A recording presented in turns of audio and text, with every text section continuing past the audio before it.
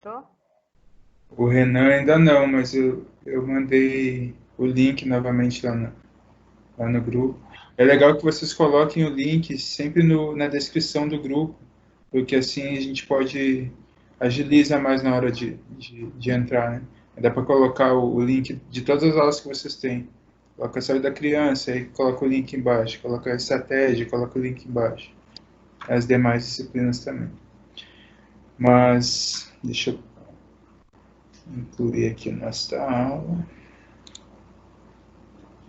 Aqui, áudio de sistema e criança e adolescente. Deixa eu fechar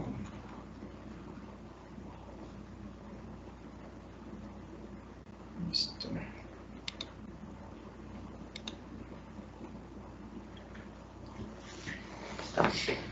Vamos lá. Nossa aula de hoje, né, vocês devem ter visto nosso livro didático. Nós temos, né, estamos bastante adiantados com relação a essa disciplina de enfermagem e saúde da criança e do adolescente. Então a gente vai falar, nós não vamos completar essa sessão hoje, nós vamos até uma parte dessa sessão, e aí, mas tem algumas atividades extras que eu vou passar para vocês que dizem respeito justamente ao que a gente vai falar. Deixa eu dar um toque pro pessoal aqui que a gente está começando.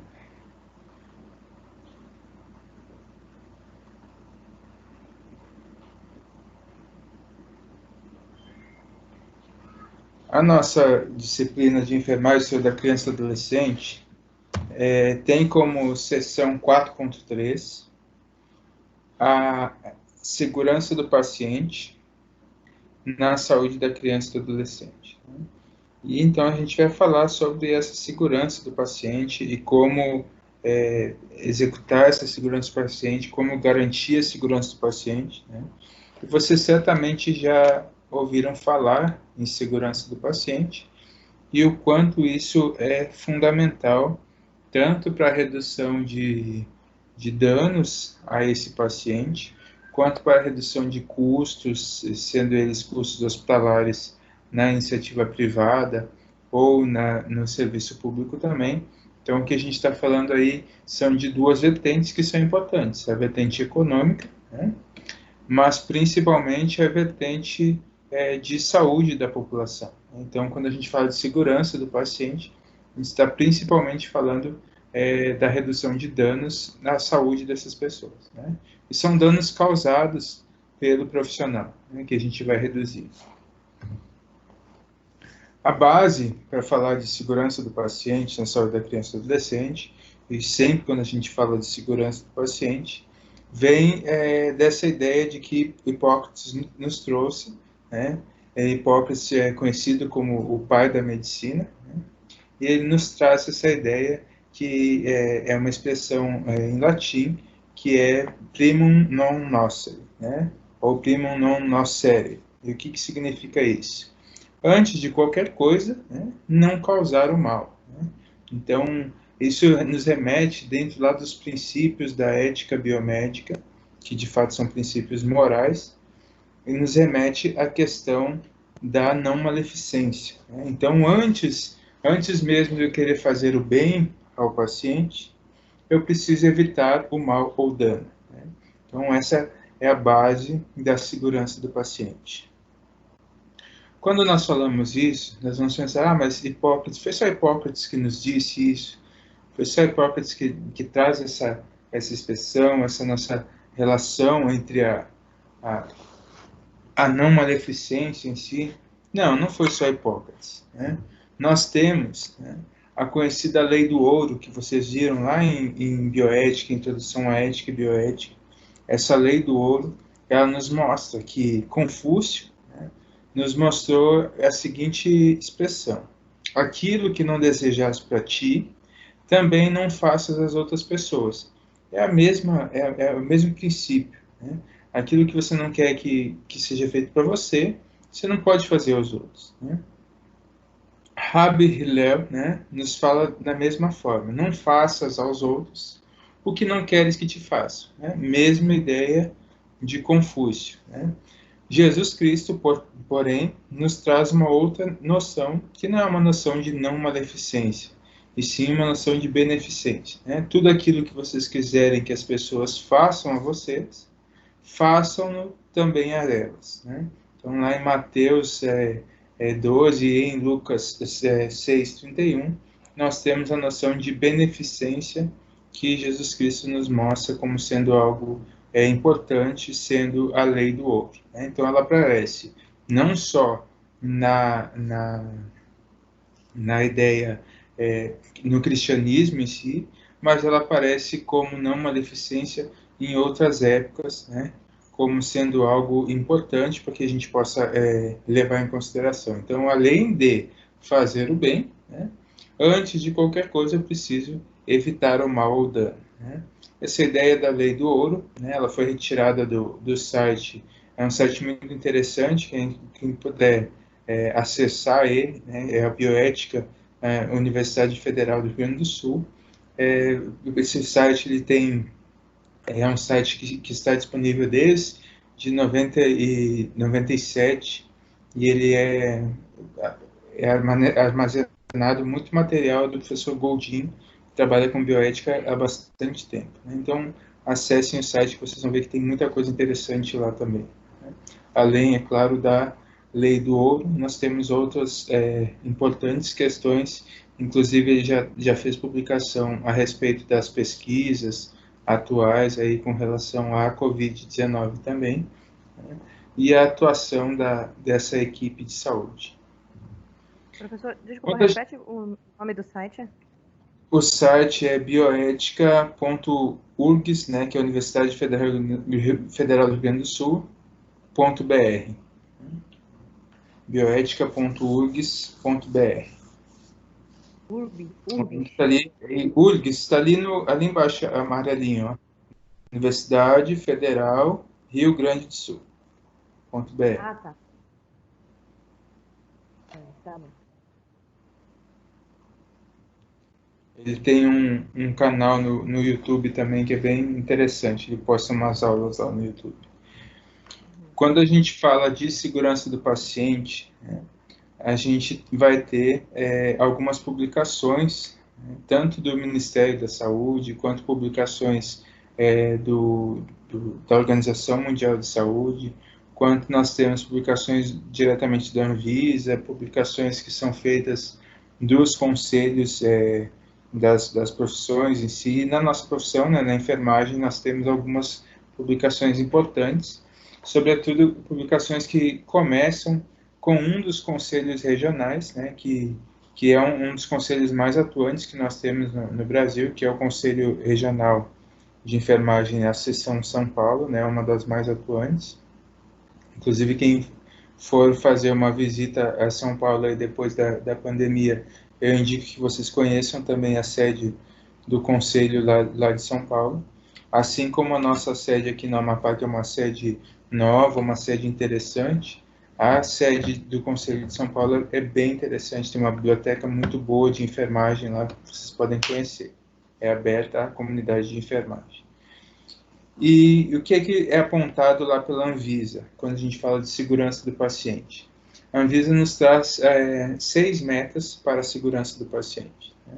São metas gerais, aqui a gente não está falando de segurança específica para o adolescente, está falando de segurança do paciente de forma geral. As metas são, primeiro, identificar corretamente o paciente, isso também cabe à criança e ao adolescente, né? Melhorar a comunicação entre os profissionais de saúde, melhorar a segurança na prescrição, no uso e administração de medicamentos, então a segurança do paciente com relação ao uso do medicamento, né? A segurança do paciente na medicação, ou medicação segura, isso é muito difundido dentro da enfermagem. Assegurar uma cirurgia em local de intervenção, procedimento e paciente correto. Né? A gente consegue observar vários erros, né? Que já foi inclusive matéria de televisiva, né? De jornais, de eventos que falam muito sobre cirurgia feita em paciente errado, cirurgia feita em amputação de membro errado.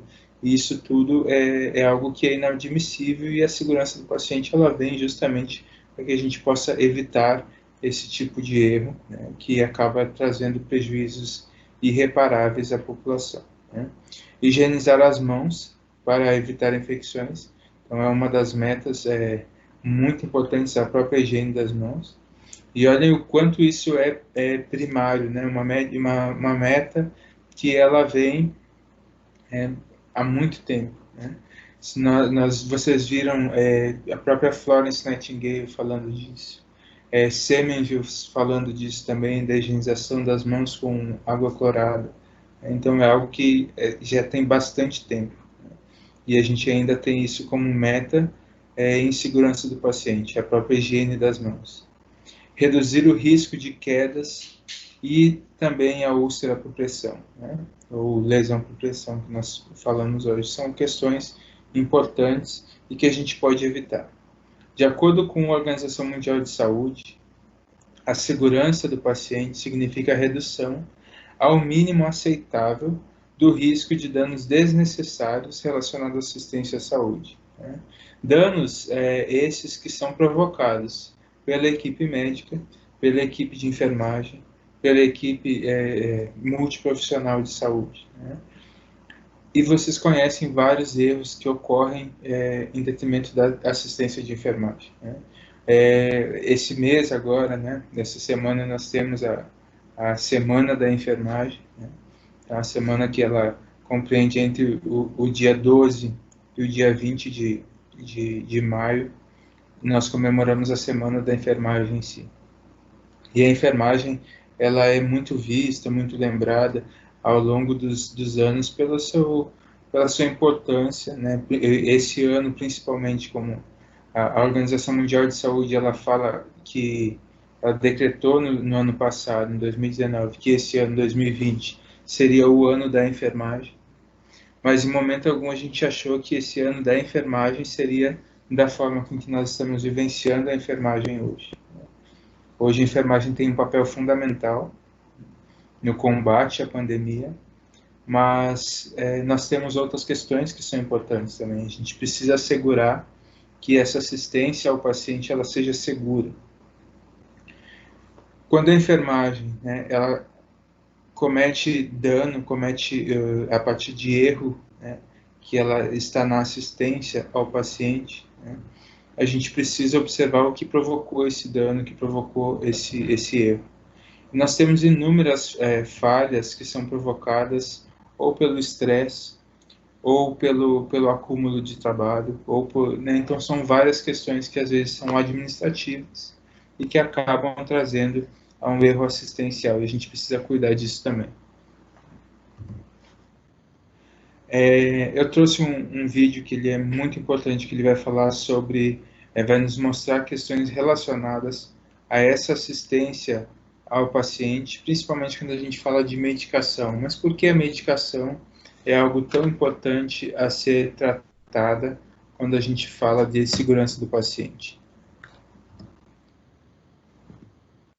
Porque na segurança do paciente, nós temos que a enfermagem é uma das profissões que ela ocupa mais tempo na atenção à saúde do paciente no momento da administração medicamentosa.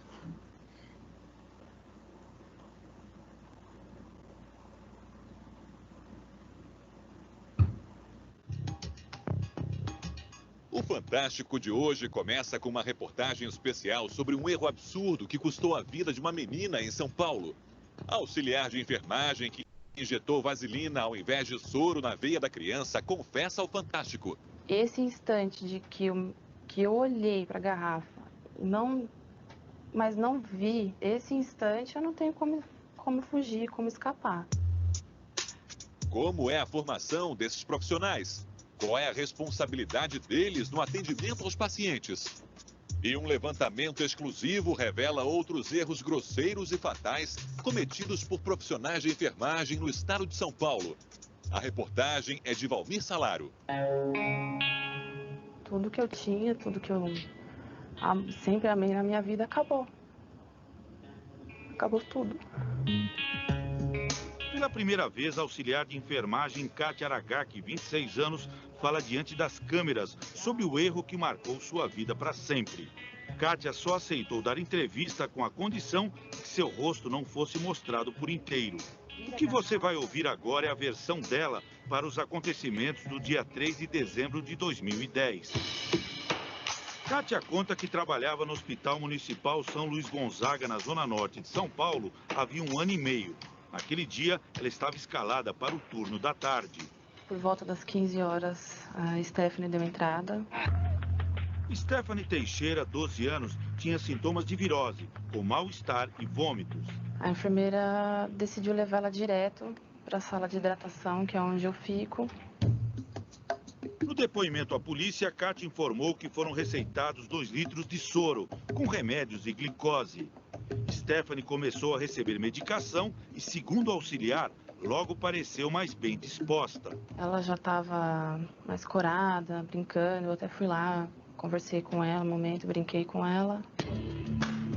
Kátia notou que precisava buscar mais soro para a terceira e última dose e se dirigiu a uma espécie de depósito. Lá, de acordo com o auxiliar, havia um grande armário com 3 divisões.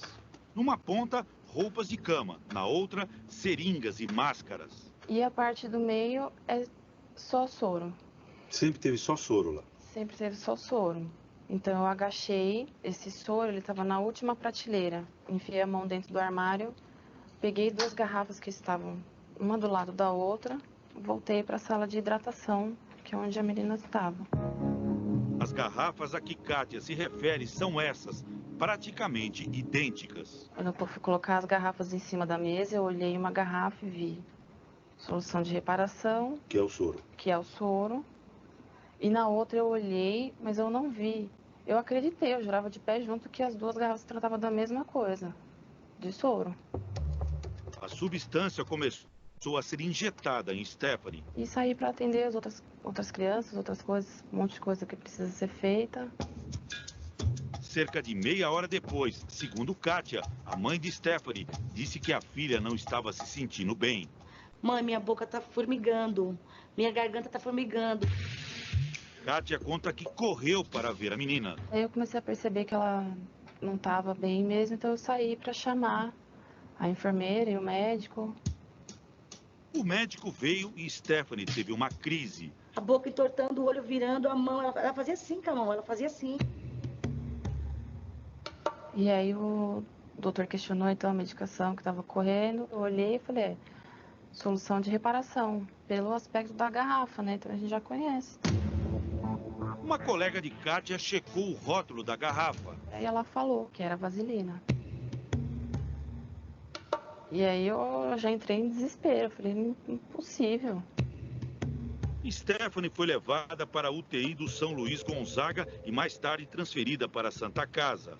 Pouco depois da meia-noite, a notícia. Aí foi onde falaram, sua filha faleceu. E aí o mundo acabou. A vaselina que Kátia pegou por engano estava sendo usada no tratamento de uma criança com queimaduras. O líquido oleoso não se mistura com o sangue e causa embolia, ou seja, o entupimento de veias e artérias, comprometendo órgãos vitais. Kátia diz que nunca tinha visto vaselina naquele recipiente. Eu só tinha visto soro naquela garrafa, nunca tinha visto outra coisa, medicação, nada. O auxiliar diz que não tem ideia de quem guardou a vaselina no lugar errado. Você assume a responsabilidade pela morte da Stephanie? Eu acho que foi um conjunto de erros, um conjunto de falhas. Esse instante de que eu olhei para a garrafa, mas não vi, esse instante que meu cérebro desligou, não sei, por causa de outras coisas que eu tinha na cabeça, outras responsabilidades, esse instante eu não tenho como fugir, como escapar. Mas eu acredito que existem outras coisas que colaboraram, assim, para que isso acontecesse. O advogado de Kátia acredita que ela foi induzida ao erro. Pode, 2 coisas idênticas e está num lugar totalmente inadequado. Deveria, no mínimo, ter uma tarja, uma cor diferente.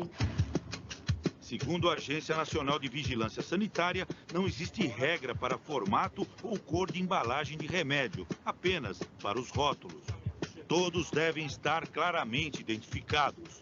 No Hospital do Coração, centro de referência em São Paulo, a distribuição de remédios é controlada eletronicamente. A gente pega um medicamento, já tem o nome do paciente aqui, e você pega o código de barras e passa.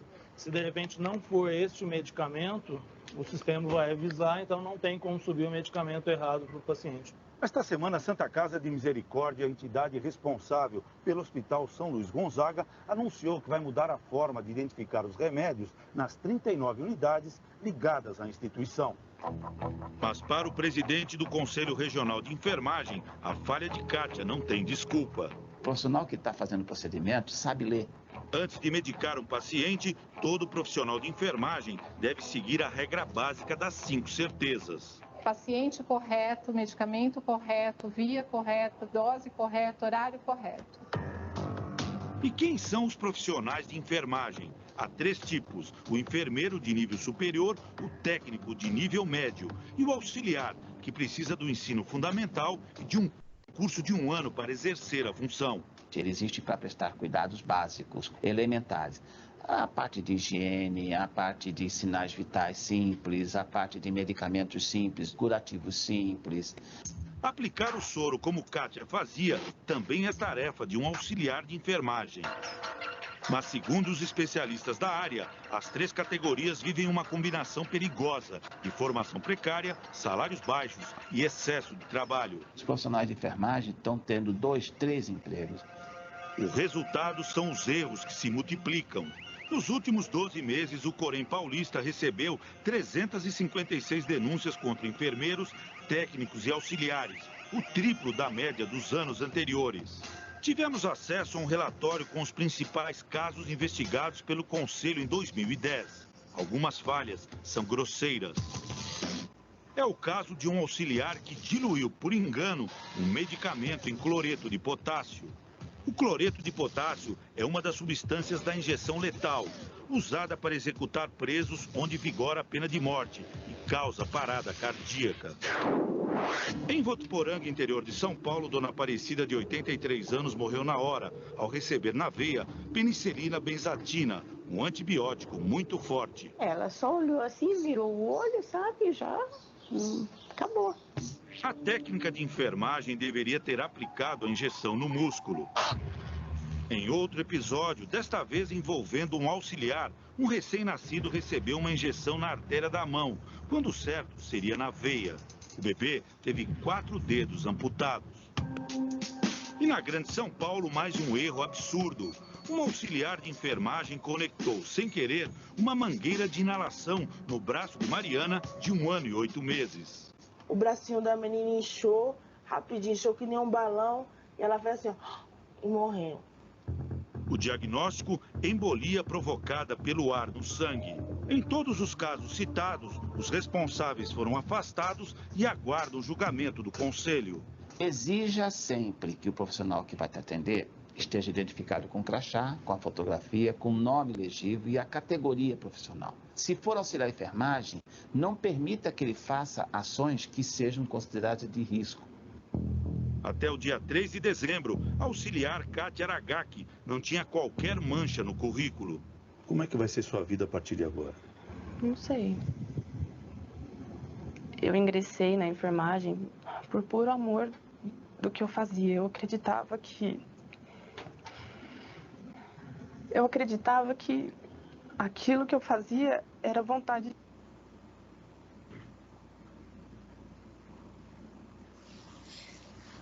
Bom, o que a gente consegue observar a partir de um vídeo como este? Os erros, né, dentro da enfermagem, eles existem, né, e eles poderiam sim ser evitados, né? E a gente precisa, vocês já assistiram esse trecho antes, e é importante que a gente sempre retome, né, esse vídeo, que a gente retome outras questões também que são importantes, apesar de já estar disponível esse material há 10 anos, né, nós temos, ele continua sendo algo que existe. Essa sobrecarga de trabalho, né, ela muitas das vezes é algo real, né, e se vocês observarem, olha, essa semana agora, teve a publicação de mais um projeto-lei a respeito do salário, do piso salarial da enfermagem. Esse piso salarial da enfermagem, né, já teve, não é o primeiro projeto-lei que entra em tramitação, né? Já teve outro projeto-lei também.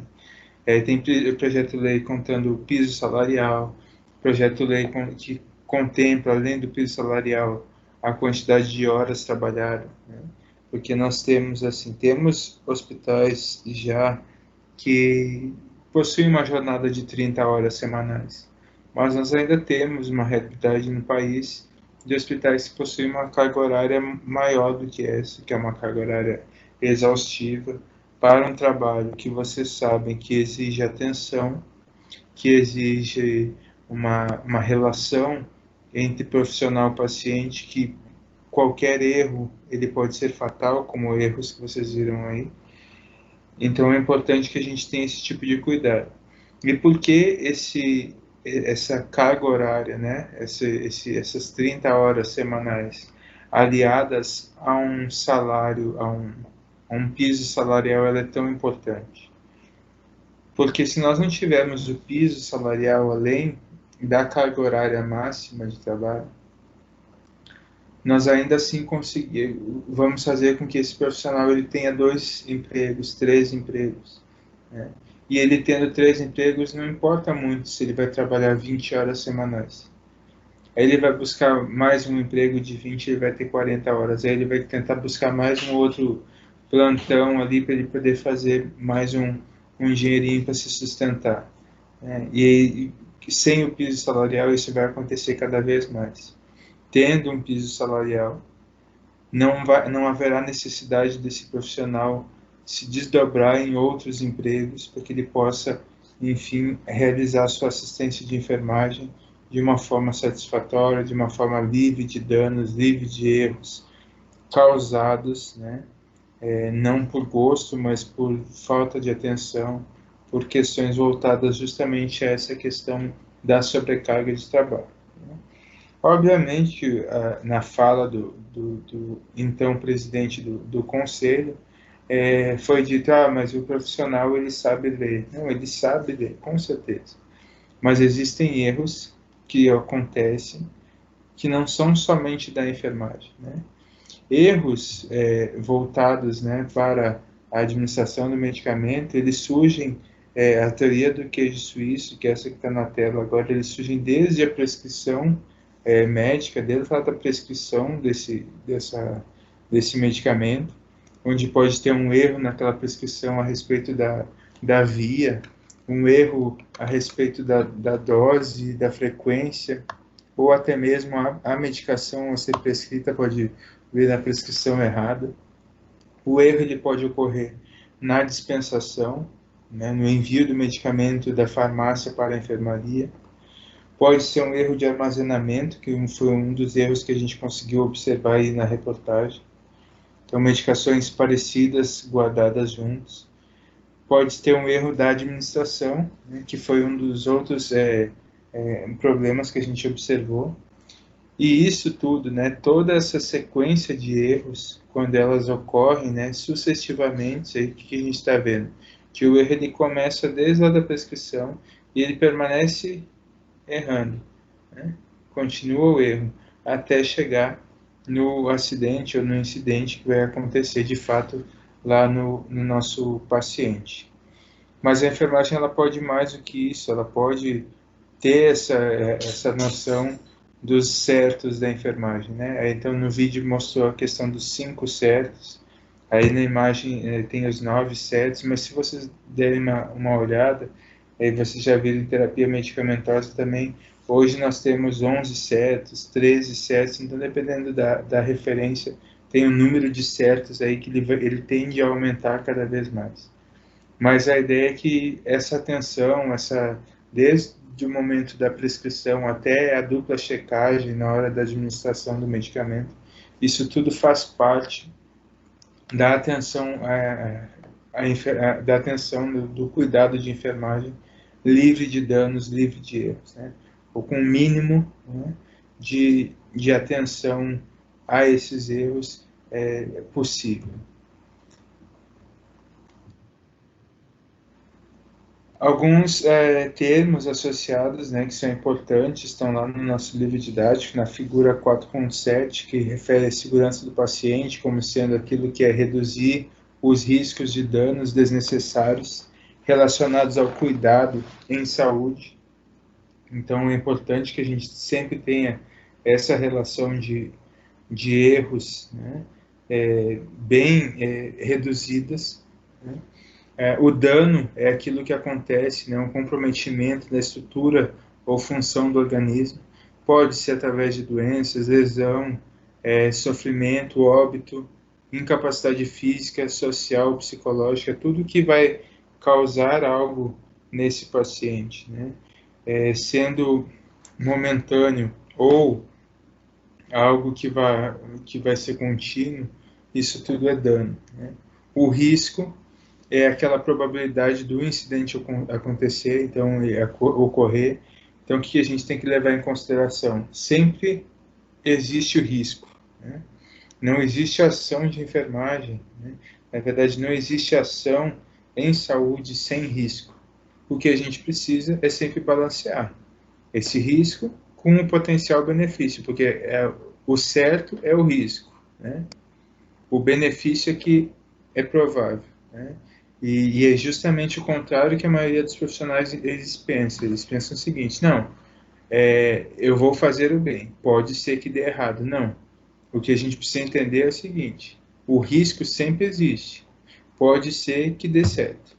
Então, a ideia é, se a gente partir desse princípio de que o risco é a probabilidade do incidente ocorrer e o risco ele é certo, o benefício é que pode acontecer, aí a gente vai ter um cuidado maior, né? O incidente é um evento que pode resultar ou resulta em um dano desnecessário ao paciente. A circunstância notificável é um incidente com potencial de dano. Near miss é um incidente que não atingiu o paciente, então é algo que aconteceu, mas que não teve uma lesão com o paciente em si. Então o paciente acabou não sofrendo, mas o erro ele existiu, né? E o incidente sem lesão, ele atingiu o paciente, mas não causou danos a esse paciente em si, né?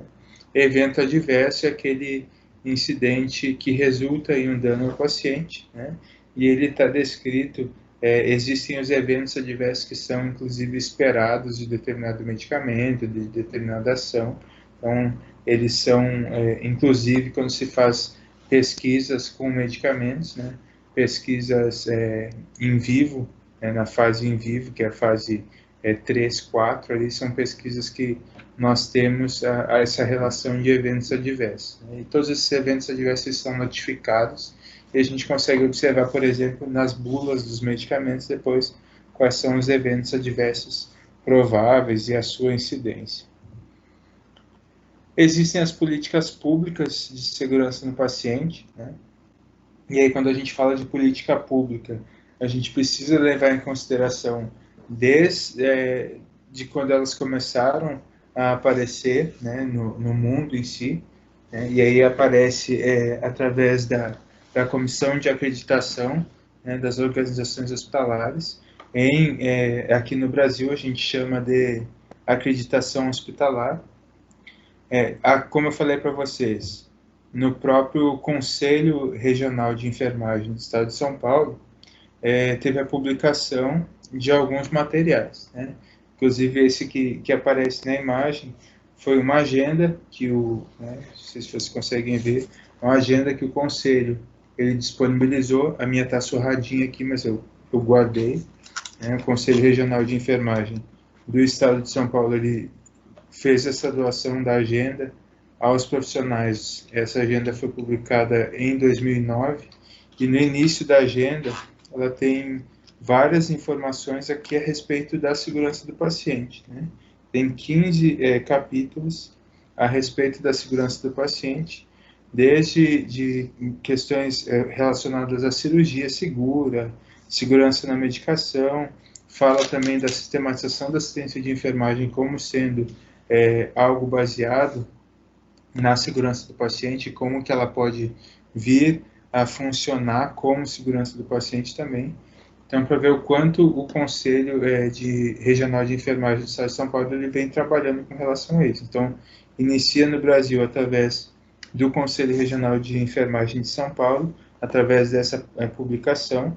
Depois, em 2010, eles publicam também uma cartilha muito interessante que ela está disponível no site do Conselho, a respeito dividido entre os 10 passos, né, dessa segurança do paciente.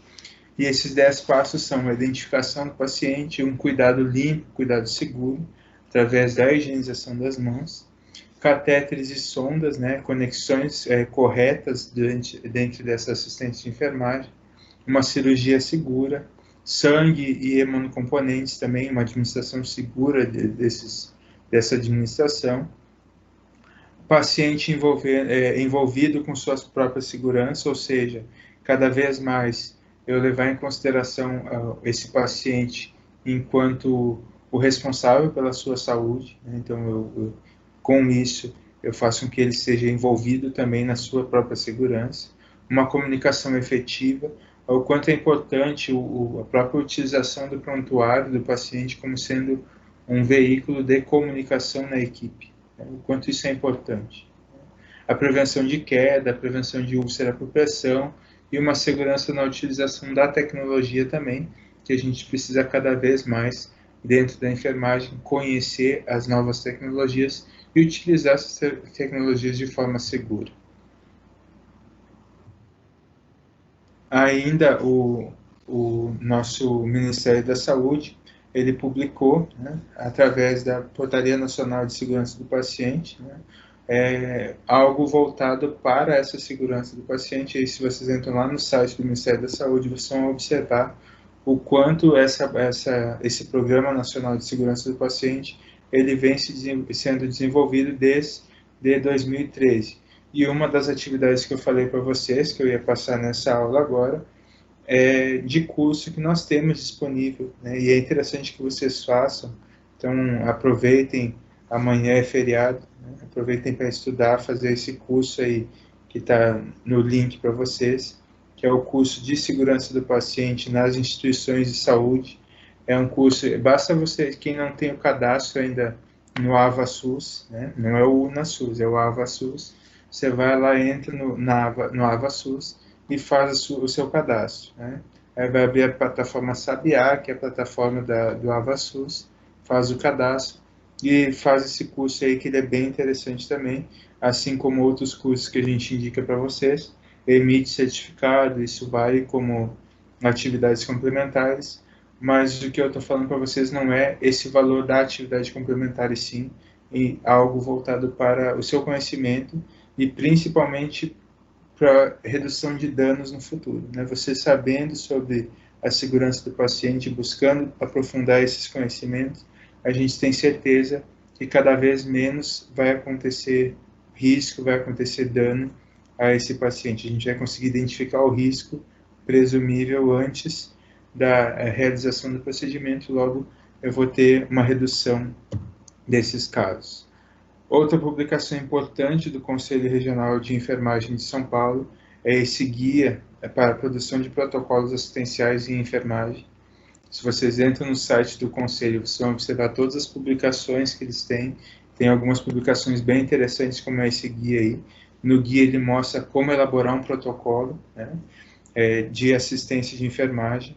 Ele tem um outro protocolo que já foi publicado, ele dá como implementar determinadas questões importantes dentro da enfermagem. Ele fala sobre o processo de enfermagem também. Tem várias publicações do Conselho que estão disponíveis. Basta baixar o PDF e vocês podem fazer uma leitura bem interessante. Então, esse azulzinho aqui, o guia, ele está disponível. E esse outro material aqui, que é em verde, que é este livro ele não está disponível, mas ele é um livro bem interessante que fala sobre procedimentos operacionais padrão, né?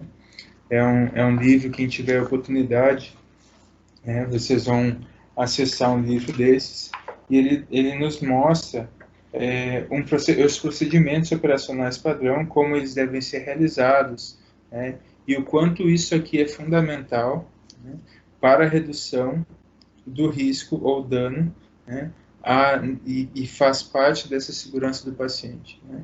Então, a importância do protocolo clínico e de um procedimento operacional padrão, ou seja, descrever como que esse procedimento deve ser realizado dentro daquela instituição, né, os dois juntos, eles nos dão uma possibilidade de segurança do paciente cada vez maior. Então, o que a gente está falando aqui? Que é o seguinte, muitas das vezes o profissional, ele sai da instituição de ensino, né, seja nível técnico, seja nível superior, ele sai da instituição de ensino achando que ele já sabe tudo, né? E isso é fato, né? Ele acha que já sabe, acha que está pronto, e o que é que, na verdade, nós sabemos a base, nós sabemos o fundamental de como deve ser realizado o cuidado de enfermagem, por exemplo. Mas ao chegar em determinado local, em determinado hospital, determinada clínica, nós nos deparamos com realidades diferentes. Por exemplo, você pode trabalhar em 2 hospitais, e em um hospital há um procedimento diferente do outro hospital, ou seja, tem uma descrição de procedimentos padrão em um hospital e outra descrição padrão em outro hospital, né? Por que isso acontece? Porque eu posso ter protocolos diferentes, eu posso ter procedimentos operacionais padrão diferentes, mas muitas das vezes a gente não tem nem o protocolo, nem o procedimento operacional padrão. E aí entra nosso papel enquanto enfermeiro de elaborar esse material. Por isso que eu recomendo a leitura tanto desse guia de construção para protocolos assistenciais de enfermagem, quanto seja esse livro, seja outro livro de procedimento operacional padrão, que a gente possa fazer a leitura e possa buscar. Eu sempre falo para vocês, gente, quando nós temos um procedimento de enfermagem em qualquer disciplina a ser realizado, pesquisem POPs, né, que são os procedimentos operacionais padrão, ele nos mostra como realizar, todos os passos, quem é o profissional responsável pela ação, qual é o material necessário, né, quais são as indicações, quais são as contraindicações daquele procedimento. Isso tudo está descrito em um POP, né? Então, quando eu tenho um instrumento desses, né, eu consigo ter um procedimento realizado de forma segura, né? Agora, no momento em que eu não tenho, e eu entro numa instituição enquanto enfermeira, isso vai recair sobre a minha responsabilidade, né? Então, como criar um POP? Então, tem vários modelos que a gente pode criar, que a gente pode atualizar, né? Mas o mais importante é que não é só criar o POP e deixar dentro da gaveta, como nós temos em vários hospitais isso acontecendo ao redor do país, né? Tem hospital aí que nós temos todos os POPs descritos, mas ninguém aplica. Por quê? Primeiro, porque o enfermeiro que foi descrever o procedimento operacional padrão, ou o grupo de enfermeiros que fez isso, não envolveu a equipe. E no momento que você não envolve a equipe, é muito difícil de você implantar alguma coisa, né? Então, primeiro ponto, eu preciso planejar, né, essa criação do POP, eu preciso envolver a equipe na elaboração, né? Por mais que esse envolvimento ele seja muito no sentido de você perguntar para a equipe com relação ao material, qual é a melhor forma que eles entendem como sendo para realizar aquele procedimento, mas no momento em que você mostra o quanto essa equipe é importante para a realização do procedimento e o quanto ele se sente importante ao ajudar a elaborar esse material, é muito mais fácil essa adesão depois na utilização do POP, né? Então, vincular essa equipe no envolvimento dela na elaboração do POP e também depois criar estratégias para capacitar essa equipe, né? Aí sim a gente consegue ter um POP e um protocolo assistencial aplicado, e isso faz com que a gente tenha um cuidado mais seguro ao nosso paciente. Um exemplo de protocolo que está sendo utilizado recentemente é o próprio protocolo de manejo clínico do coronavírus, né? Eu peguei um dos protocolos, tem vários protocolos, né, já difundidos na internet, mas um dos que é importante é esse da atenção primária à saúde, né? Então, o Ministério da Saúde, ele publicou o protocolo, e esse protocolo, olha só, nós estamos em maio, né? E a Covid-19 ela está no Brasil desde fevereiro, né? Então nós temos aí 9 versões deste protocolo. Então é algo que não é estático, né? Está escrito versão 9, né?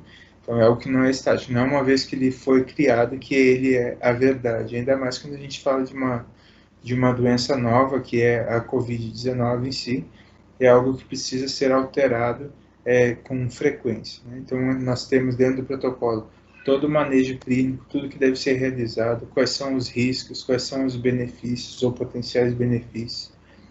E descreve o fluxograma também, de como manejar, né, como é que deve ser desde a chegada desse paciente lá na atenção básica ou então até mesmo antes, né, o paciente começa com sinais e sintomas, ele faz uma consulta por telefone, então, tudo isso é descrito até o início do tratamento, né? E aí, com o passar dos dias, há uma nova versão, né? E vai ocorrer uma nova versão para esse protocolo também, porque a medicação ela pode ser alterada e, com base no que tem sido estudado ao longo do país, esse protocolo certamente vai ter uma nova atualização, né?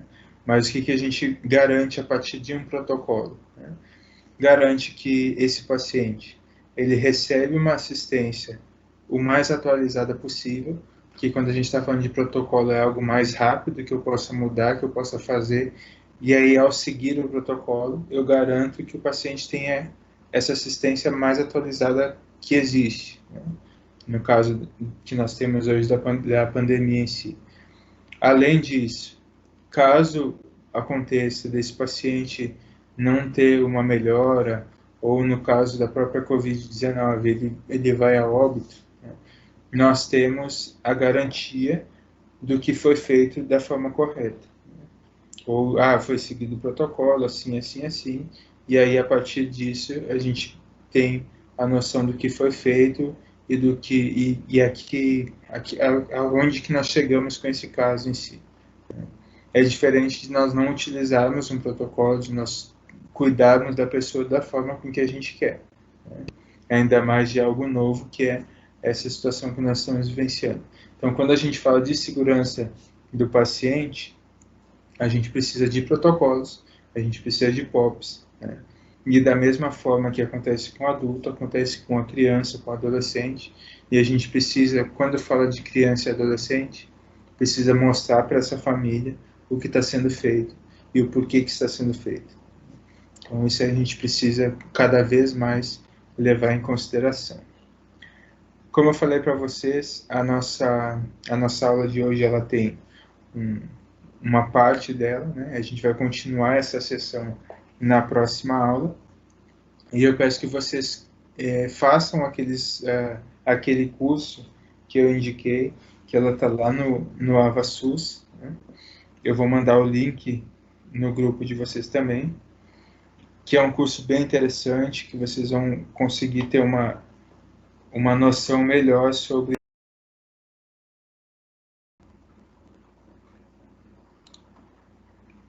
Bom, a nossa aula de hoje é a continuação da aula passada. Nós estávamos na seção 4.3, segurança do paciente na saúde da criança e do adolescente, e nós vamos dar continuidade a essa atividade hoje na nossa aula.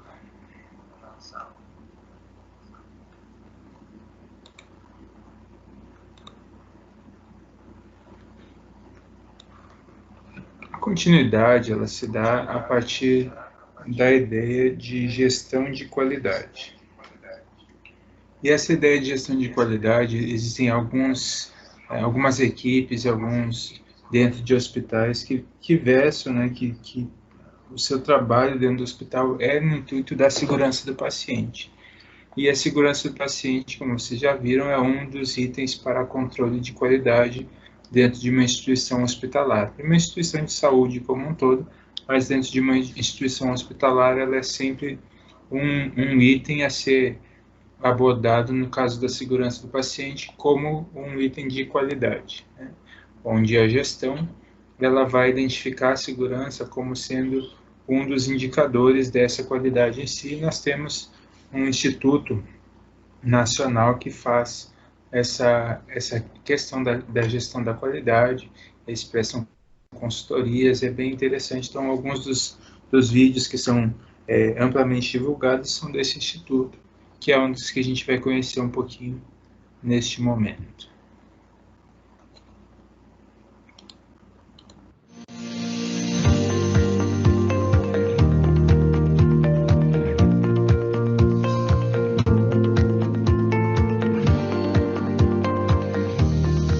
O grande problema do sistema de saúde hoje é que eu não consigo garantir 100% das vezes que você vai no hospital para um simples procedimento como uma cirurgia de quadril, em que eu faça para todos os pacientes o que deve ser feito. Em 100% das vezes, sempre há alguma falha, e isso pode levar uma dessas falhas a levar um dano grave ou irreversível para o doente. E não é uma discussão que eu estou procurando quem é o culpado, mas o que eu posso aprender com aquela falha, para que aquela falha não ocorra em outro paciente novamente. Esse é o segredo. Foi por isso que a aviação é segura. Por que você entra no avião hoje e se sente seguro? Você não pergunta quem é o piloto. Por quê? Porque a aviação é altamente segura. Tem vários protocolos de segurança, a hierarquia acabou. Então, há uma falha, no momento que o piloto vai sair para a decolagem, acusar algum defeito, algum alarme no sistema, ele chama o engenheiro mecânico, e aí o engenheiro mecânico assume o voo naquele momento, e daí em diante ele só vai, a autoridade lá máxima é o engenheiro. O piloto ele pode querer sair, mas ele não pode. Por quê? Porque quem está decidindo naquela hora é quem tem expertise para decidir. Quer dizer, se a aeronave pode continuar o voo, não dá. Às vezes você tira todo mundo do avião, troca de aeronave, todo mundo fica indignado, quer brigar com a equipe, mas por quê? Porque é seguro, porque eu tenho uma autoridade lá que diz assim, nós não podemos sair em uma situação que não seja segura. Então, só para a gente fazer um paralelo, para a gente entender bem assim, não é que a aviação não ocorra erro, mas eles aprenderam muito com o erro na década passada. A aviação é segura a partir do final da década de 80, comecinho da década de 80, que ela ficou segura, porque teve muitos acidentes aéreos onde a gente aprendeu muito com cada erro.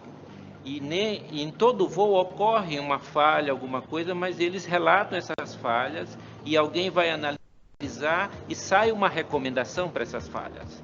Isso é um modelo muito interessante que a saúde não adotou ainda. Eu analiso uma falha no meu hospital, mas eu não consigo que isso seja sistêmico, que haja um aprendizado para todos os hospitais, para todo o sistema. Esse é o nosso desafio. É claro que nós estamos falando da aviação, que é uma coisa muito restrita, meio modular, que eu consigo fazer um plano. A saúde é muito grande, nós temos vários problemas, muita gente interagindo, eu tenho diferentes profissionais, eu tenho desde quem administra o plano de saúde ao paciente, passando pelo médico, pelos diversos profissionais que dão essa assistência. Então eu preciso mudar o modelo mental dessas pessoas, para entender que nós estamos num novo paradigma, que o paciente é o centro. Então, é esse conceito que a gente tem que trazer. A segurança do paciente, ela é inegociável. Eu não posso, por isso, a favor de qualquer interesse ou de qualquer agenda. Então, nós temos que garantir isso. Então, qual é a mensagem final? Nós precisamos ter uma assistência que seja segura, confiável e custo efetivo.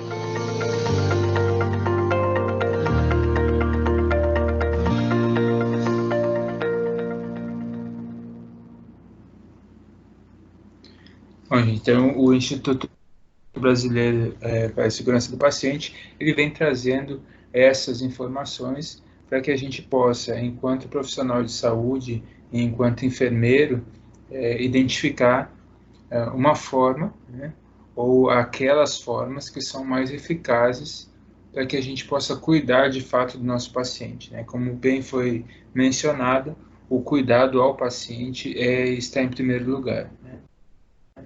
O que significa dizer isso? Que a gente vai prestar o cuidado seguro, né? Não basta cuidar, o nosso primeiro slide da aula anterior, ele trazia uma expressão que é primum non nocere, né? Que significa, antes de qualquer coisa, não causar o mal ou dano. Então, o que é que nós precisamos fazer? Uma gestão de qualidade voltada para a segurança do paciente. Então, ele faz aquele contraponto falando da aviação, mas assim como a aviação, existem outros sistemas também que envolvem a tecnologia, como montadoras de automóveis. Isso tudo está relacionado diretamente à eficiência, né? E a algo voltado para um cuidado na cadeia de produção, né? Que é esse cuidado em si que a gente não tem visualizado muitas das vezes no serviço de saúde, apesar de que é o local onde nós utilizamos essa palavra cuidado, né? Mas é muito mais um cuidado assistencial do que um cuidado preservando a ocorrência, né? A não ocorrência, ou limitando a não ocorrência de erros, né? Então é que a gente entra com a segurança do paciente. Essa segurança do paciente, essa gestão da qualidade, ela é imprescindível para que esses serviços eles não ameacem a saúde desse paciente. Então, eu preciso colocar o paciente em primeiro lugar. Eles não podem estar, em momento algum, ameaçados pelo nosso próprio cuidado ineficaz, né? Então, portanto, essa segurança do paciente é uma das dimensões estruturais para se alcançar uma qualidade na assistência à saúde. Como eu falei para vocês, é um dos indicadores que a gente vai trazer para o próprio cuidado em saúde em si, né? Quando a gente olha para esse diagrama ao lado, a gente consegue visualizar que a qualidade ela é o centro, né? Tendo tempo, custo e o escopo de como que vai ocorrer todo esse sistema de qualidade, ele está diretamente relacionado à integração da equipe, a comunicação entre essa equipe, as partes interessadas, né? Quem é que está interessado aí? É só o paciente? É o paciente, a equipe? Às vezes, no caso do serviço privado também, a questão do lucro, e o lucro que a gente tem que pensar aí é aquele lucro voltado para um cuidado, né, uma assistência ou, de repente, uma internação eficaz, né? O hospital mesmo, o hospital privado, ele não quer que o paciente ele fique muito tempo internado, né? Ele quer que o paciente fique o menor tempo possível internado, porque ele consegue, ainda assim, não ter um gasto tão grande com relação àquela internação, né? Por mais que o paciente vá investir naquilo, o hospital, por melhor que ele seja, ele não é um hotel, né? Então, os gastos eles são muito grandes também, são muito altos. Então, as partes interessadas em dar a alta para esse paciente também faz parte de um hospital privado, por exemplo. E no hospital público, isso ainda é mais evidente, que a gente precisa cada vez mais que essa rotacionalidade, né, de pacientes internados, ela precisa ser maior. A gente não quer que esse paciente fique internado muito tempo ali. E isso reduzindo também os riscos que esse paciente está trazendo, né, que ele está sendo acometido, a exemplo do risco de queda, risco de lesão de pele ou lesão por pressão, risco de perda de catéteres e sondas, risco de broncoaspiração, são riscos muito comuns em uma internação de criança e de adolescente, principalmente da criança, e quanto menor a criança, maior são esses riscos também, né? Como é que a gente consegue reduzir esses riscos, melhorar essa questão do tempo, melhorar a qualidade, melhorar a questão da própria comunicação, integração da equipe, através de recursos humanos, né? E através da aquisição, seja de sistemas mais eficientes, seja através de aquisição de produtos que sejam cada vez mais voltados para a qualidade, ou seja, modelos robotizados para reduzir índices de erros na própria seleção de medicamentos, na própria armazenagem. Isso tudo o próprio sistema, né? Vocês conseguem visualizar que nós temos, mesmo aqui dentro do Estado, hospitais utilizando sistemas cada vez mais eficazes para a gestão do cuidado ao paciente. Então, aquele sistema que antes era só para indicar o nome do paciente, o leito, eventualmente tinha o plano de saúde que esse paciente tinha, hoje é um sistema muito mais completo que, inclusive, tem utilizado a sistematização da assistência de enfermagem, né? O processo de enfermagem ele já está dentro desse sistema. Então, a gente precisa, cada vez mais, pensar nessas aquisições, não só no serviço privado, mas também no serviço público. A gestão da qualidade, ela está diretamente vinculada, então, à redução desses incidentes, né? E esses incidentes a gente precisa entender também. A todo momento, o incidente relacionado à assistência ao paciente, como administrar o medicamento na dose errada ou o paciente cair da cama, acontece nos hospitais do mundo. Nos Estados Unidos, a ocorrência de erros que causam dano aos pacientes é de 3,7%. Já no Brasil, este número é de 7,6%, sendo que cerca de 70% desses incidentes poderiam ter sido evitados. Cada paciente internado em um hospital está sujeito a pelo menos 2 erros todos os dias. E para evitar que continuem ocorrendo, os hospitais contam com um grupo de profissionais de saúde que se reúnem diariamente para analisar e tentar melhorar essa condição. A participação do paciente e dos familiares é fundamental neste processo. Comunique ao profissional de saúde mais próximo, ao seu supervisor ou sua referência de cuidado, todas as vezes em que se deparar com uma situação de risco. O grupo de segurança do paciente receberá sua informação e analisará o que pode ser feito para melhorar esta situação ou para que este evento não aconteça mais naquele hospital. A ideia é procurar saber se existem falhas na maneira como as atividades são realizadas. A partir disso, um conjunto de ações será desenvolvido com as equipes do hospital para a implementação das medidas de melhoria. Nunca deixe de comunicar um incidente por falta de tempo. Escreva ou relate brevemente o que aconteceu naquele dia. Tenha em mente que todos somos responsáveis pelo resultado do cuidado com o paciente. Só você pode mudar este cenário. IBSP, ajudando a transformar a realidade da segurança do paciente.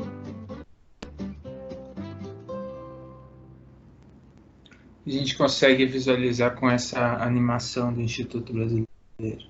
Conseguimos identificar o papel desse paciente e do seu familiar.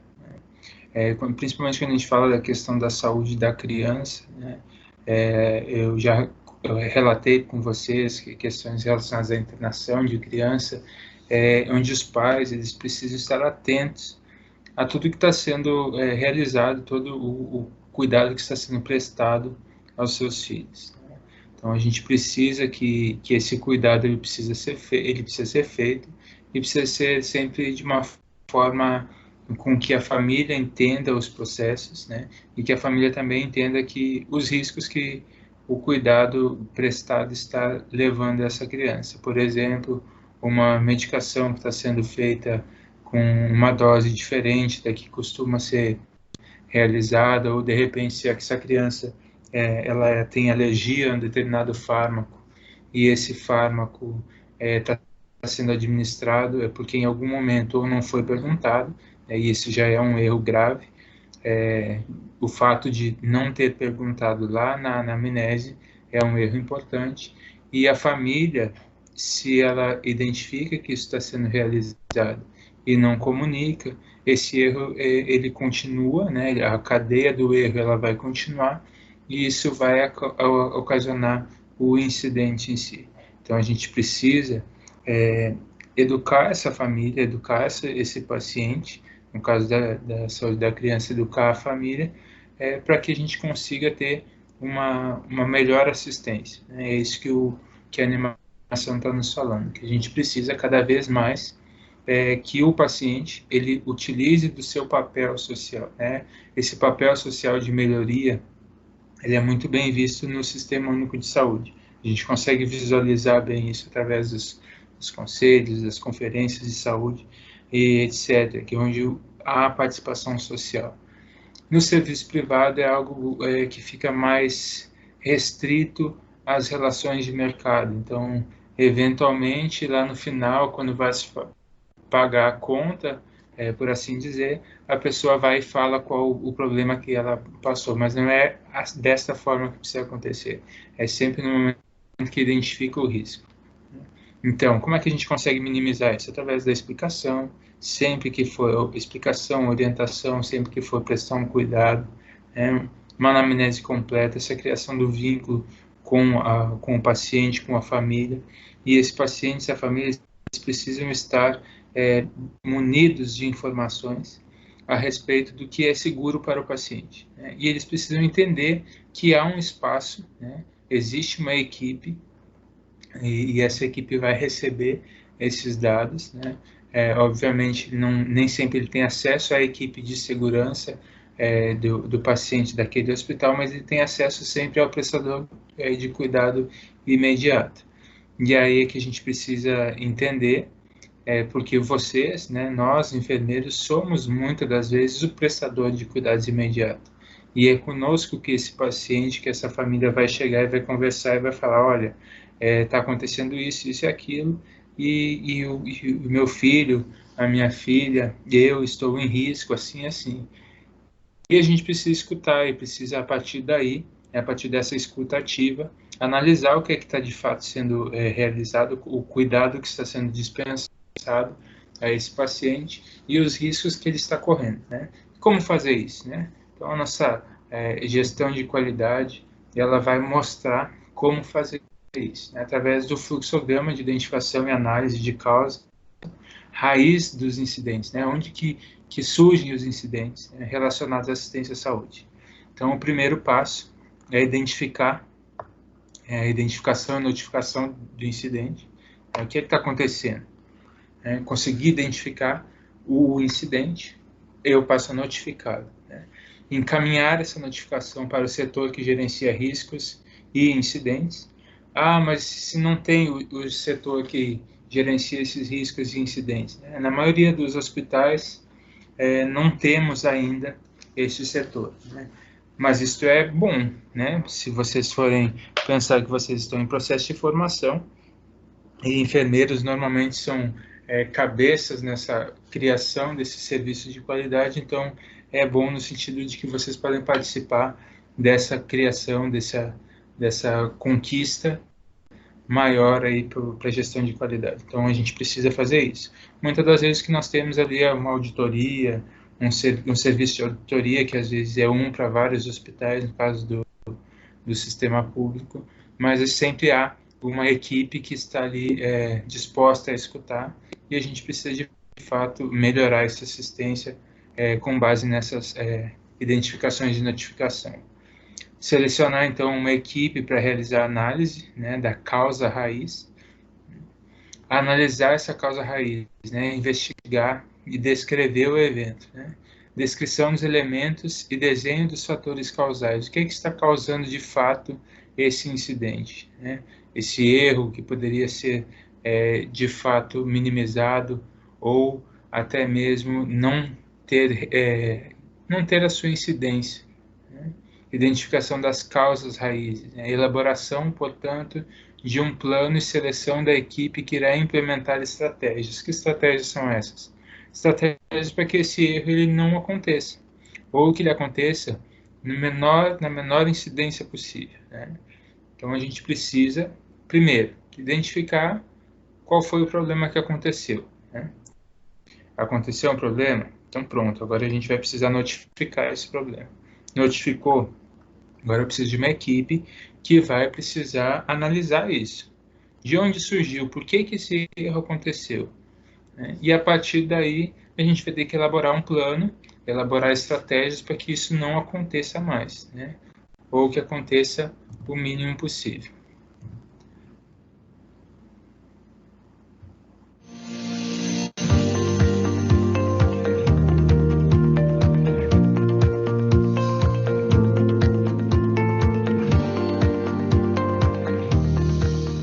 Instituições têm uma tendência a receber as notificações de eventos classificar e não dar seguimento nas análises, porque a gente tem um volume muito alto de notificações e isso inviabiliza um processo de análise mais criterioso.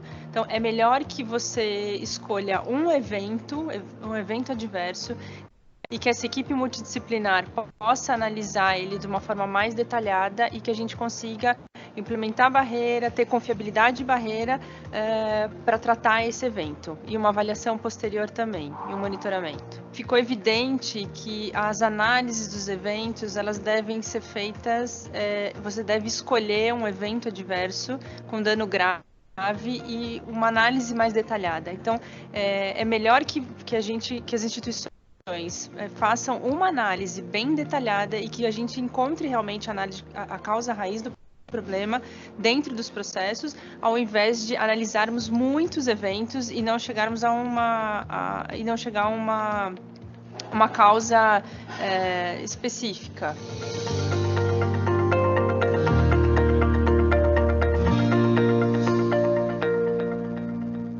Interessante da fala da enfermeira é que a gente não pode tentar resolver todos os problemas de uma vez só. Ela fala que a gente precisa selecionar aquilo que está causando um sério dano, né, um sério problema à saúde das pessoas. E a partir daí, sim, a gente consiga traçar um plano, traçar uma meta. Né? Então, o que ela está falando é o seguinte, a gente não vai resolver tudo de uma vez só. Né? E esse é um erro que, normalmente, a enfermagem tende a fazer. É o próprio caso da sistematização, da implementação da sistematização da assistência de enfermagem. Lá atrás, quando o sistema COFEN-CORENS informa que a sistematização da assistência de enfermagem ela precisa ser realizada em todo local em que há um enfermeiro atuante, a primeira coisa que os enfermeiros fizeram nós demos um passo atrás e falamos, mas como é que eu vou fazer isso para 100 pacientes? E aí o conselho começou a nos ensinar que não é dessa forma que a gente precisa começar. Né? Então você começa em uma unidade piloto, aí você começa com um paciente, com outro paciente, com outro paciente, até que chega um momento em que você conseguiu implementar isso com todos. A mesma forma, a gestão de qualidade, a identificação dos riscos, a identificação dos danos e essa mudança no perfil do atendimento, para que a gente possa, de fato, ter um cuidado através dessa gestão de qualidade proposta pelo Instituto. A gestão de qualidade, ela pode ser feita através de um diagrama que é citado no livro didático e eu trouxe uma forma para que a gente possa entender um pouquinho mais desse diagrama, inclusive tem um exemplo nesse slide e depois tem um outro exemplo aí também através de um vídeo que é bem interessante, né? Que é o diagrama de escala ou o diagrama em formato de peixe, né? Então, da espinha do peixe. Né? Como a gente pode ver que o desenho que ele fica é exatamente como uma espinha de peixe. Né? Então, o efeito, que é o dano de fato que ocorre com o paciente, né? E depois as causas desse efeito em si. Então, a ferramenta ajuda a compreender como é que ocorre de fato esse problema, né? Identificar todas as possíveis causas. Né? Porque quando a gente observa apenas o efeito, a gente não consegue identificar o que levou a esse problema. Né? E através desse diagrama, que não foi desenvolvido como outras teorias, né? Não foram desenvolvidas especificamente para a saúde, né? A gente precisa se apropriar. Uma ciência se apropria de outra ciência sempre para que a gente possa melhorar. Né? E esse é o caso do diagrama. Né? Quando conhecemos a causa do problema, estamos em melhor posição para implementar a solução. Através do processo de construção do diagrama, de forma multi e interdisciplinar, ou seja, entre todos os atores que estão envolvidos naquele processo, então entre médico, enfermeiro, fisioterapeuta, nutricionista, assistente social, todos os que estão envolvidos no processo de cuidar, eles vão fazer parte da criação desse diagrama de escala. São geradas novas visões sobre o mesmo problema, ou seja, a visão de cada um desses profissionais ou uma visão conjunta dos profissionais, né? A gente consegue visualizar de uma forma melhor, né? Juntamente com possíveis soluções. Se eu consigo identificar as pequenas causas, os pequenos problemas, eu já começo a traçar soluções para esses problemas, né? As pessoas envolvidas, elas beneficiam-se de informações compartilhadas, ou seja, eu, enfermeiro, me beneficio daquela informação que foi compartilhada pelo meu colega fisioterapeuta, sobre meu colega assistente social, o médico, o técnico em enfermagem, né? Todo profissional que está dentro dessa cadeia de produção ali do cuidado, né? A gente pode incluir, por exemplo, no caso das quedas dos pacientes, a gente deve escutar todos os envolvidos, inclusive o profissional que leva esse paciente, né, de um ambiente para o outro, por exemplo, o maqueiro, né, ele pode nos falar, olha, eu tenho nesse transporte do paciente, nós temos os riscos que podem ser a causa para o problema. Então, a visão de todos os profissionais envolvidos, né? Não aquela visão de que eu, enfermeiro, não vou escutar outros profissionais, ou o médico não vai escutar outros profissionais, não. Quando nós estamos falando em gestão de qualidade, em proposição de propostas para a melhoria da assistência, eu preciso escutar todos os profissionais, e todos os profissionais precisam escutar um ou outro, né? Então, as pessoas, elas precisam se beneficiar disso, né? Precisam escutar, né? Levando ao entendimento comum do problema.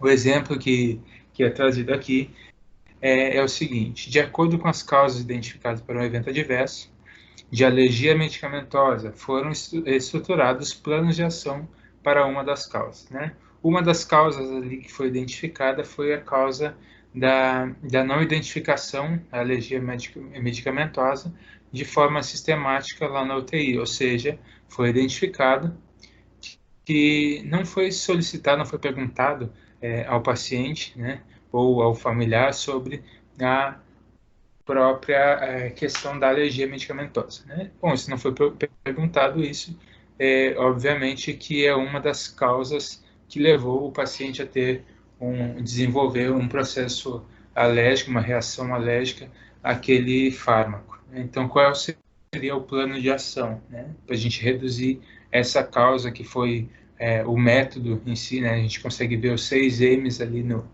diagrama, que é o material, método, mão de obra, máquina, meio ambiente e medida.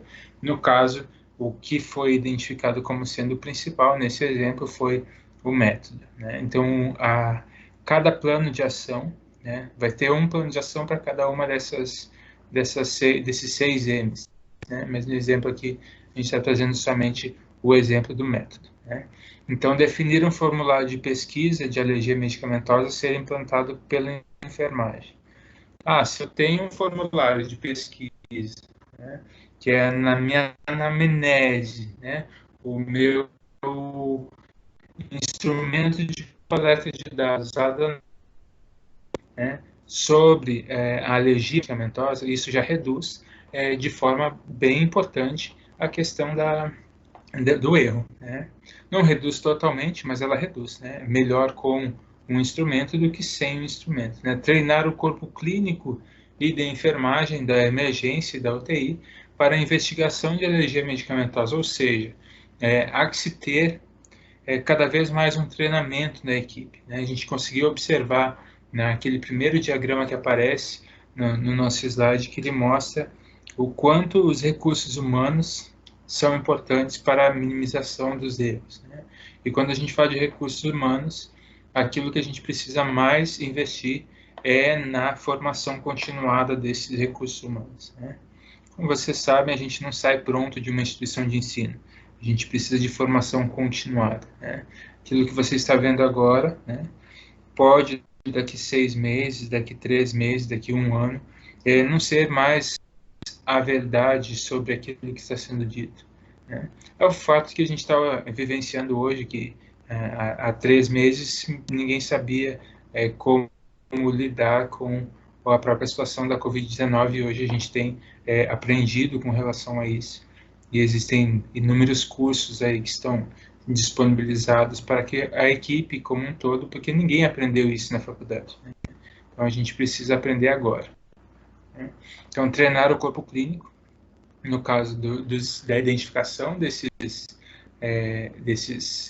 sinais e sintomas, né, de uma alergia medicamentosa, educar o cônjuge, né, ou no caso ali o cuidador, né, os pais, sobre os aspectos do tratamento, incluindo informar a equipe sobre a alergia medicamentosa que o paciente faz uso em casa, né, a alergia que ele tem, né, que histórico de alergia esse paciente tem, não só medicamento, mas alimentação. Existe um processo alérgico ao longo da vida dessa criança, né? E existiu já entrou em contato com que medicamentos, né? Quais são os medicamentos que eles utilizam em casa? Existe um medicamento que seja um medicamento que é de uso contínuo com esse paciente, né? Porque eu preciso também envolver ali interação medicamentosa. Isso tudo vocês já viram em terapia medicamentosa, e sempre é importante fazer essa relação também. Implementar a pulseira de risco de alergia para pacientes identificados com tal risco, ou seja, identifiquei que o paciente possui um risco à penicilina, por exemplo. E agora, o que eu vou fazer? Eu vou elaborar uma pulseira de risco, além de anotar no prontuário do paciente. Não basta anotar no prontuário do paciente. Olha, antigamente não existia nem essa anotação no prontuário. O prontuário é algo novo no sistema, né, na saúde como um todo. Né? Mas depois da existência do prontuário, sim, o prontuário é um instrumento de comunicação entre a equipe. Bom, ótimo, se a equipe utilizar ele para tal finalidade, isso é extremamente importante. Mas a gente sabe que de comunicação, muito mais como sendo algo voltado para o profissional, né? Como em uma sindicância a gente conseguir identificar, não, o profissional ele foi atendido porque está assim, assim, assim no prontuário. E a gente precisa ter cuidado. O prontuário, ele é um documento do paciente que precisa contar de fato a história do paciente, não só a história do paciente, a história pregressa, mas a história ali dentro da instituição. E todo profissional precisa ter esse prontuário eletrônico que tem as suas liberações, no sentido de que nem todo profissional tem acesso a todas as informações. Né? Em geral, todo profissional que está em cuidado com aquele paciente, ele tem acesso às informações do paciente. Né? Mas, por exemplo, em um hospital escola, um acadêmico de enfermagem ou um acadêmico de nutrição ou um acadêmico de medicina não tem todas as informações do paciente, somente aquela que o setor de estágio identifica como sendo as informações que ele precisa ter, esse tipo de acesso às informações.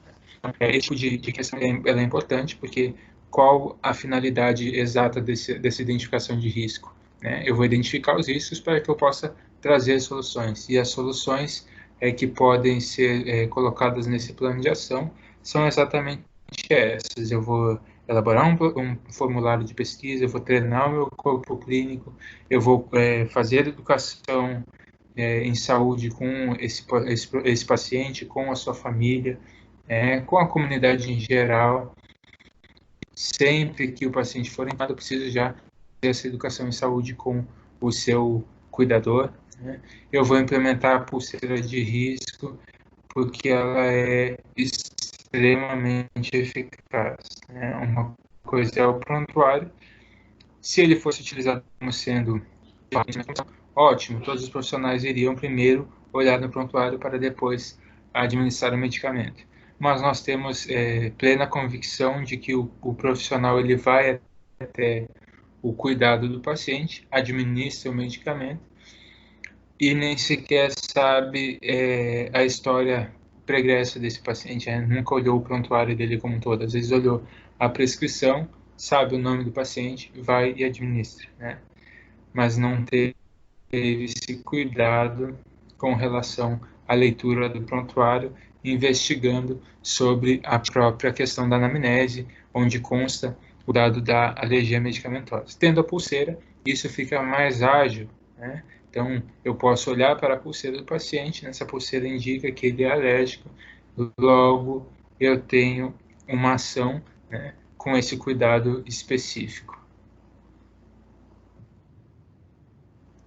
Então, esse diagrama, ele é composto por, com essa explicação, e aí o nosso exemplo com relação a um pré-natal inadequado, né? Como que seria isso lá na atenção básica, né? Olha que interessante isso para a nossa saúde da criança e do adolescente, né? Quanto que esse pré-natal inadequado vai influenciar depois na saúde da criança e do adolescente. Por exemplo, por que os equipamentos ou materiais podem prejudicar o pré-natal? Alguém poderia dizer, porque não temos disponibilidade de aparelho de ultrassonografia e seria interessante para um bom pré-natal? Então, essa seria uma causa de primeiro nível. Por que a organização pode prejudicar o pré-natal? Por exemplo, porque não implementamos um protocolo de atenção ao pré-natal? Por que os processos podem levar a um mau pré-natal? Porque às vezes não estamos solicitando sempre, né, os exames essenciais, como de sífilis, de AIDS, de glicemia. E por que os usuários eles podem estar relacionados e causar um mau pré-natal? Alguém poderia dizer, porque eu noto às vezes uma falta de interesse da mãe nas consultas e isso prejudica o pré-natal. Bem, terminado esse passo, partimos para o terceiro e último passo do diagrama de causa e efeito, que é fazer a análise das causas de segundo, terceiro e N nível. E mais uma vez a gente pode utilizar a chuva de ideias sobre o porquê de cada causa de primeiro nível agora. Ou seja, por que não solicitamos sempre algum exame essencial? Respondido isso, teremos a causa de segundo nível. Finalmente, terminado essa análise, devemos classificar as causas para a tomada de decisões. E a classificação, ela pode ser 4 tipos, basicamente, de causas. Algumas que são imodificáveis dentro do curto prazo, ou dentro do prazo do ciclo de melhoria, em que devemos parar. Por exemplo, geralmente são causas estruturais ou causas relacionadas aos recursos humanos, em que fogem da nossa governabilidade naquele momento. Os outros 3 tipos são causas modificáveis. O primeiro deles é hipotéticas, ou seja, não temos certeza da sua relação com o problema de qualidade no pré-natal. E aí precisaríamos avaliar essas causas, a sua associação com o problema. Por exemplo, o usuário não se interessa pela assistência, precisaríamos talvez testar essa hipótese.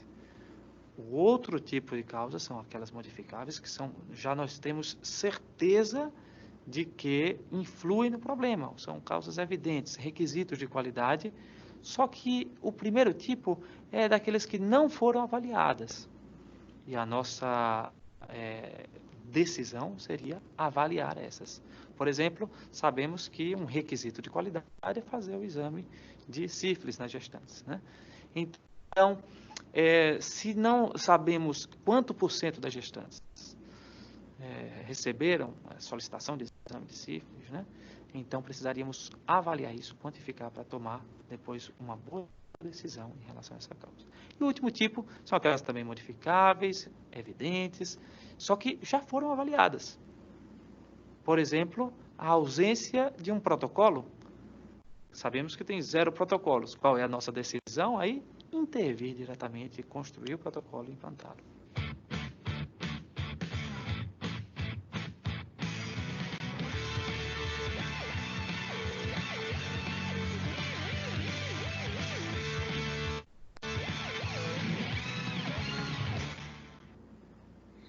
Esses 2 exemplos, eles nos mostram exemplos que são bem próximos daquilo que é desenvolvido e que é solicitado lá na situação problema da sessão.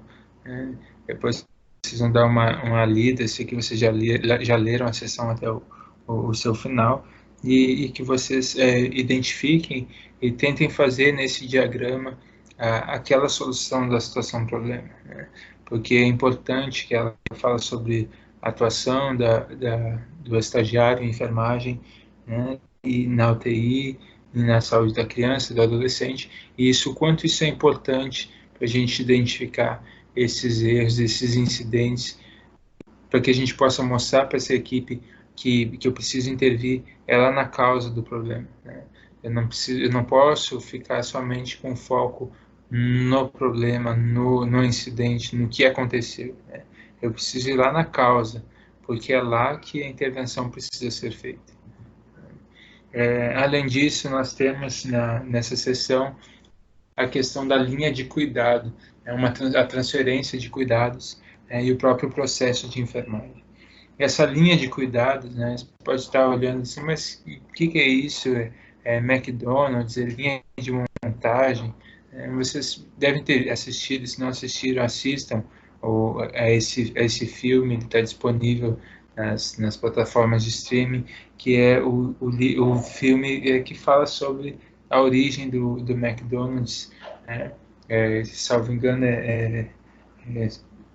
Sede de Poder, algo assim, né? Que mostra no início, né, o que eu quero que vocês entendam, a relação que o McDonald's em si, que as empresas de fast food, hoje a maioria delas utilizam dessa linha de montagem do McDonald's, né? Vocês podem observar aqui nessa imagem como é a construção, né, a criação, desde da seleção do pão, do hambúrguer, né, até o nascimento nascimento do lanche, e entrega desse lanche para o cliente ali, no caso, né? Então é algo que foi calculado aqui um tempo de 1 minuto e 30, né? Desde a seleção dos pães e do lanche em si, desde a hora que recebe a ordem de serviço, né, até a entrega, 1 minuto e 30. Né? Então, como que isso pode ser possível? Isso é possível porque dentro dessa relação do como é construído, foi tudo feito através de um desenho de como essas pessoas, né, esses funcionários, eles precisam estar distribuídos dentro daquela cadeia de produção, né, e o quanto que esse fluxo ele tende a ter somente um sentido. Então, o funcionário ele não pode estar ora em pé, ora sentado, ele precisa estar dentro de um espaço adequado ali para a sua exatidão no processo de trabalho, né? A própria criação dos maquinários foi toda desenvolvida de uma forma ergonômica para que tenha menos risco, né, tanto na saúde do funcionário em si, que isso levaria um tempo maior para a montagem desses lanches, até pensando como daria esse processo, né? Mas por que eu preciso entender isso para dentro da enfermagem? A gente não vai construir hambúrgueres para o paciente, inclusive eu não posso nem indicar que ele tem essa alimentação porque não é saudável.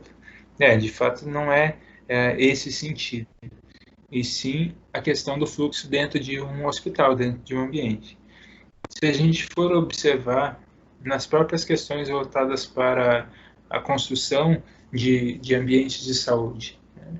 Esses ambientes de saúde eles estão sendo construídos de uma forma que o paciente ele tenha um fluxo dentro desse hospital, dentro dessa unidade básica de saúde, um fluxo que é consciente, ou seja, algo que o paciente dá entrada e aí ele tem uma sistemática dentro dessa unidade hospitalar que ele não vai e volte para o mesmo lugar várias vezes, né? Então perdendo o tempo desse funcionário, levando ele a maiores riscos, no caso de um paciente que está acamado, maiores riscos de queda, maior risco de, se esse paciente está com sonda, maior risco de perder, de deslocar um dreno, uma sonda, perder um acesso, né? Mudar essa mudança de temperatura, essa termorregulação ineficaz que vai acabar acontecendo também.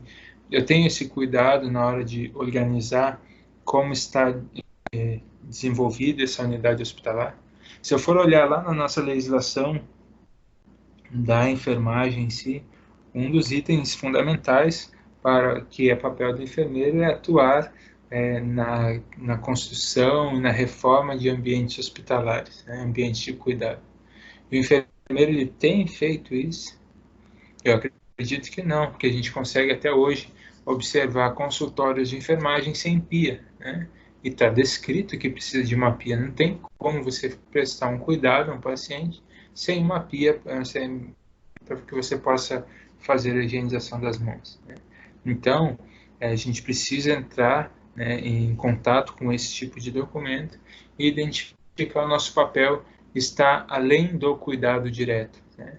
E sim, esse ambiente ele precisa ser um ambiente mais propício para o cuidado, para que a gente possa ter essa linha de cuidado, né, de uma forma mais eficaz, assim como na construção de lanches rápidos, né, de fast foods. Eu preciso de cuidados com menor perda de tempo possível. Preciso de um cuidado mais eficaz. Então, a noção de linha de cuidado estabelece uma estratégia lógica de fluxos no qual o paciente é o elemento principal. Ou seja, tudo na instituição é estrategicamente organizado para facilitar e assegurar um melhor atendimento. Um atendimento eficaz, que não tenha perda de tempo, que não tenha acúmulo de tarefas desnecessárias, né? Que eu não tenha que sair com o paciente para um ambiente, voltar com esse paciente para o outro ambiente, para depois ir para o mesmo ambiente que eu já tinha ido antes, né? Eu não posso observar dois cenários, né, que são esses dois cenários que nós temos aqui, que possuem a mesma ideia de linha de cuidado. Um dos cenários, que é o cenário que está à sua esquerda, ele fala o seguinte: o pronto-socorro infantil ele fica muito distante da UTI, né, a UTI pediátrica, e dos serviços de apoio, como o raio-x, por exemplo, né. Eu não posso falar que esse sistema ele é exatamente igual ao sistema que eu tenho à direita, que é um pronto-socorro infantil próximo da UTI pediátrica e dos serviços de apoio. A gente precisa entrar, né, em um ambiente hospitalar e observar onde é a UTI do Hospital da Criança, onde é o pronto-socorro do Hospital da Criança, onde é o serviço de raio-x do Hospital da Criança. Eles precisam ser próximos, né? Então, o segundo cenário, ele em tese garante um fluxo lógico que otimiza o atendimento ao paciente dentro da instituição.